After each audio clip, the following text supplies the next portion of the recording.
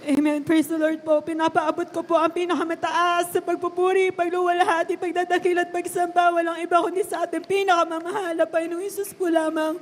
And I give my double honor respect to our dearly beloved parents in the Lord. We always cherish their blessed teachings and memories, mga minamahal. And I give my greetings and respect also to all their beloved Almeida children, to all the beloved Almeida family. Greetings to all the beloved preachers, workers, and to all the beloved visitors po, sa lahat po na nakasubaybay sa mga sandaling ito sa live webcast, mga minamahal. Muli, taos-puso po nagpapasalamat sa ating pinakamamahal na Panginoong Hesus sa ginito ang pribilehiyo na to, na muli po akong makatayo sa kanyang banal na pulpito upang ipahayag ko po ang kanyang banal na pangalan, ang kanyang marilag na pangalan. Hallelujah, praise the Lord. Hallelujah, nagpapasalamat ako sa gradual healing na pinagkaloob ng mahal na Panginoong Hesus.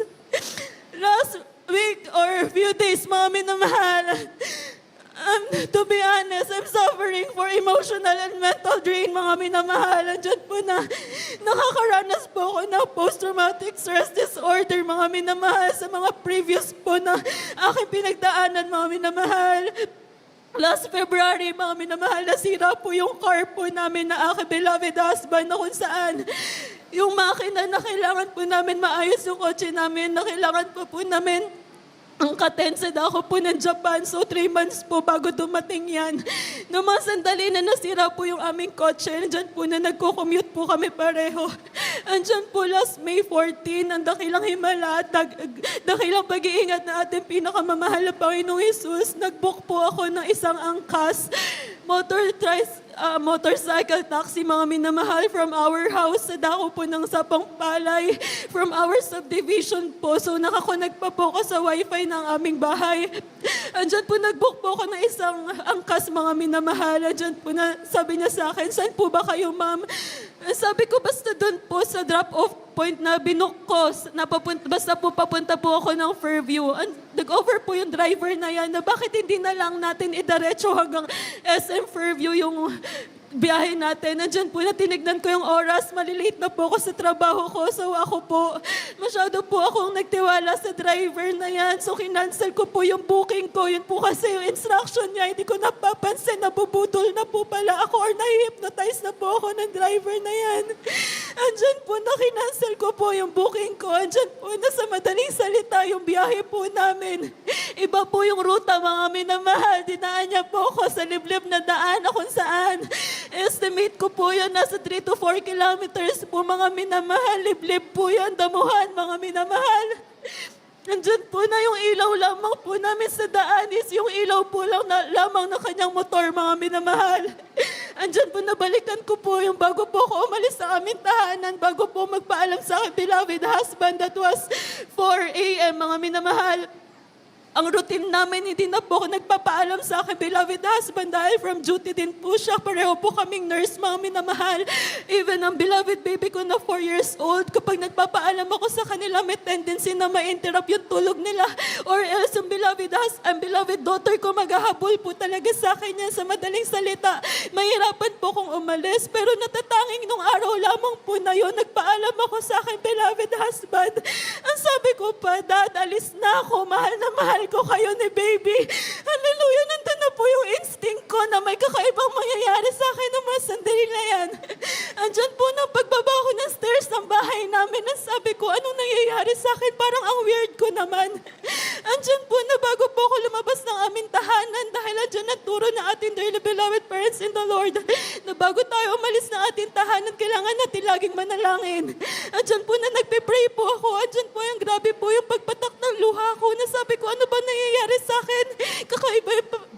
Kakaiba po talaga yung pagpatak ng luha ko that time. Andun po sa madaling salita na nasa liblib na lugar na po kami, mga minamahal ng driver. Wala po akong data, walang load yung phone ko. So hindi ko ma-share yung location ko sa aking beloved husband. Ang ginawa ko lamang po, mga minamahal, nag-play ako ng ating banal na gawain sa phone ko. Binalik ko ulit yung phone ko sa bag ko. Andyan po na pinaisip sa akin ng mahal na Panginoong Isus, yung isang pinagpalang patotoo natin, beloved brethren din po na dinala rin po siya sa isang liblib na lugar, mga minamahal. Sabi ko sa mahal na Panginoon, hindi mo ipapaisip sa akin tong patotoo na to kung wala kang dakilang gagawin sa buhay ko. Hallelujah. Andyan nga po sa madaling salita, mga minamahal, sa sobrang kaba ko bilang tao.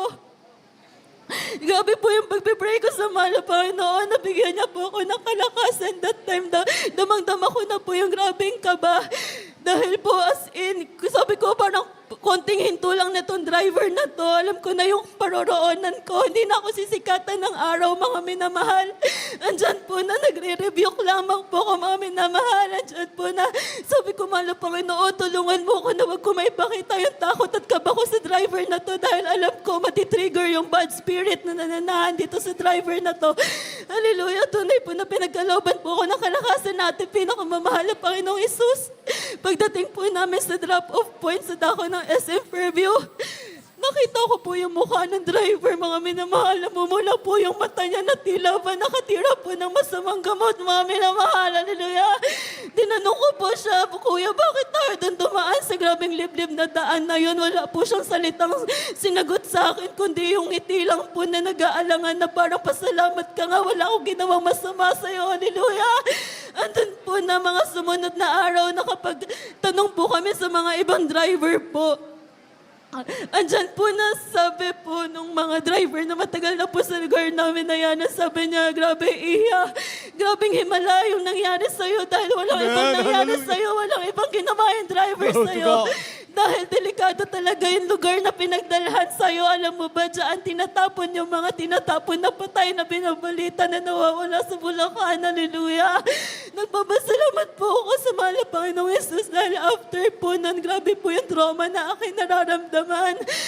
Ayoko po makakita ng madilim, mga minamahalan. Diyan po, grabe po na yung panlulumo ko, mga minamahal. Pero pilit ko yan pinaglalabanan. Sabi ko, mahal na Panginoon, ibalik po yung kalakasan ko emotionally and mentally. Ako'y nangangako na muli magpapatotoo sa iyo, mahal na Panginoong Jesus.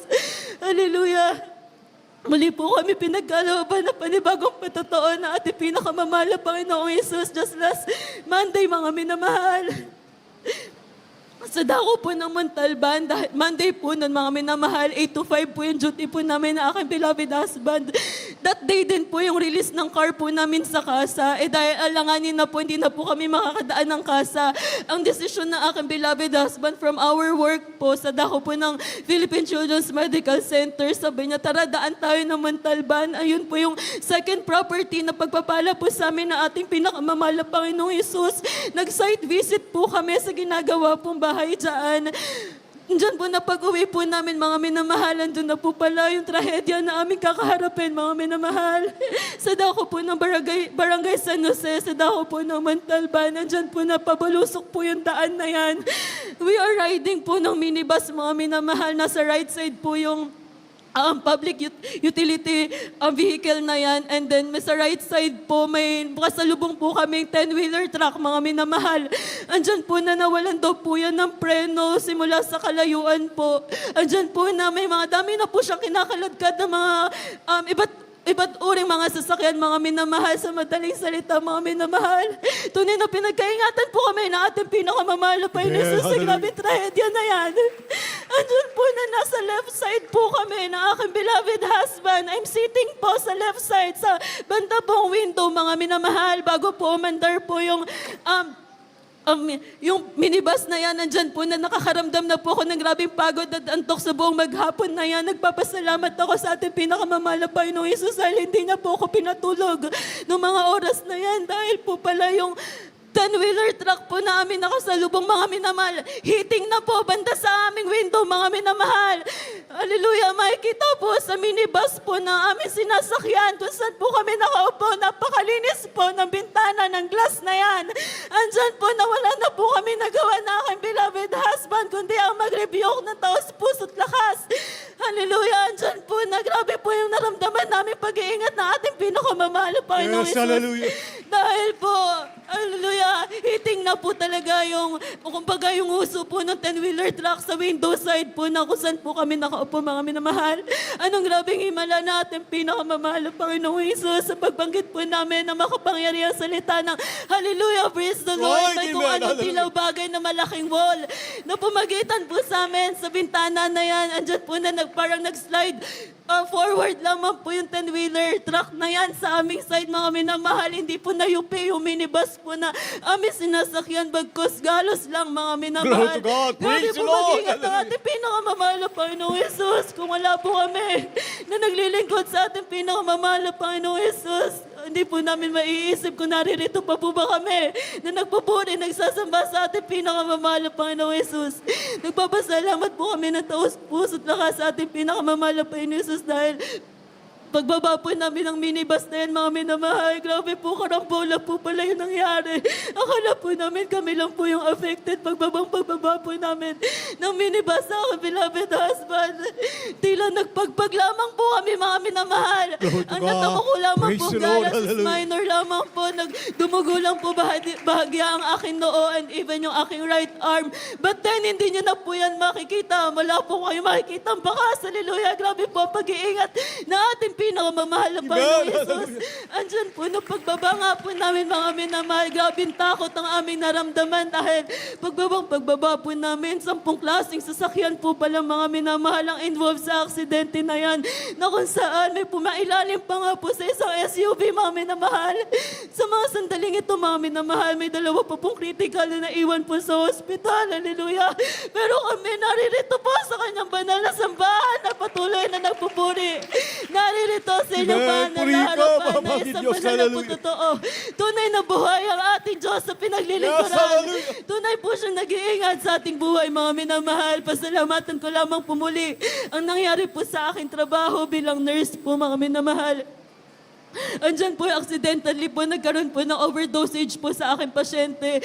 Andyan po, nag-order po yung isang doktor po ng isang anti-epileptic drugs, mga minamahal. So, maintenance naman po yun ng pasyente. So, nagtanong po ako sa tita ng pasyente ko na, tita, magpapabigay po sila, dok, ng gantong gamot, 30 mg 10 tablets. Meron ka po ba? Ang sagot niya sa akin, meron. Siya pa po yung nag-abot ng gamot sa akin. Hindi po namin alam, 90 mg po pala yung stock dose na hawak niya. So, sa madaling salita, severe overdosage po yung nangyari sa pasyente ko. Isa po itong neuropatient, mga minamahal, na kung saan 8 a.m. po nabigay yung gamot, mga around 10 to 12, nagmamanifest na po talaga ng distress yung pasyente ko. 12 noon sharp, mga minamahal, nagulat kami, nagkulay talong na po yung pasyente ko na yan, hallelujah. Andyan po, nag-investigate po lahat ng doctor sa pangyayari dahil may order na po yung pasyente na yan na to be transferred na po sa regular ward. Andyan nga po na natubuhan po yung pasyente dahil po sa kapalpakan ko, mga minamahal. Andyan po yung dakilang pag-iingat at paggabay sa akin ng mahal na Panginoon dahil anytime pwede po mawala yung lisensya ko, mga minamahal. Pero andyan na tunay na paggabay ng mahal na Panginoon Jesus sa akin. While executing po kami ng antidote management for that overdosage, mga minamahal, silently ko po nalilayan sa pasyente ko. Hallelujah. Sabi ko sa pangalan ni Jesus, pag-iingatan ka, pagagalingin ka. Hallelujah. Praise the Lord. Andyan po na 2 to 3 days po na-intubate po yung pasyente na yan. So nasa ICU, strictly monitoring, mga minamahal. Ang dakilang himbala ng mahal na Panginoong Jesus. Wala po akong natanggap na anumang kaso sa magulang niya or sa tita niya, mga minamahalan dyan po, na sila pa po yung nagsusorry sa akin. Ang sabi niya, sorry din dahil alam ko namang busy kayo dito. Huwag masisihin yung sarili mo. Sila pa po yung nagko-comfort sa akin, mga minamahal. And then after that incident, mga minamahal, dahil malaking kahihiyan po yan sa aming institution ko, sila po ay magre-reklamo, mga minamahal. Kinausap po ako ng consultant doctor ko na wag ko na po i-confess yung nangyari. Andyan po na bilang Kristiyano po tayo, napakamahalaga po na nagsasabi po talaga tayo ng totoo. Hindi ko na po iniisip kung tunay na mawawalan ako ng lisensya that time, pero gusto ko, to be honest, transparent po sa nangyari. Sinabi ko po yung katotohanan. Hallelujah. Andyan na, nag-meeting po sila, nag-conference meeting po sila, mga minamahal. Andyan po na Mismo yung tita at yung nanay ng pasyente ko ang nagsabi na hindi kasalanan ng nurse. Huwag niya siyang bigyan ng sanction, mga minamahal. Hallelujah. After few weeks or few days, mga minamahal, tunay na pinatawag po ako sa director's office po namin. Akala ko po talaga masususpende po ako or matatanggal po sa trabaho. Pero ang kapalit nun, mga minamahal, isang promotion, mga minamahal. Hallelujah. Tunay ang pagpapala. Hallelujah. Pagkabay ng mahal na Panginoong Jesus sa aming buhay. Nagpapasalamat po ako sa ating pinakamamahal na Panginoong Jesus dahil kami po ay nakakilala po sa Kanya at nakakapagligtas sa lahat po ng mga baguhan at bisita, mga minamahal. Hindi po ako karapat-dapat na tumayo dito sa inyong banal na harapan. Ngunit minarapat, hallelujah, natin dakilang Diyos sa buhay upang ipahayag po sa inyong mga minamahal na tunay ang Diyos na aming pinaglilingkuran dito sa banal na ministeryo na to. Kaya taos puso po nagpapasalamat sa ating pinakamamahal na Panginoong Hesus sa lahat po ng kanyang pagpapala sa aming buhay in physical, material, financial, and most especially po sa spiritual na pagpapala. Kaya hanggang dito na lamang po lahat po ng kabulihan, pasasalamat, pagdadakil at pagsamba ay tanging sa ating pinakamamahal na Panginoon Hesus po lamang. Amen. Praise the Lord. Praise the Lord.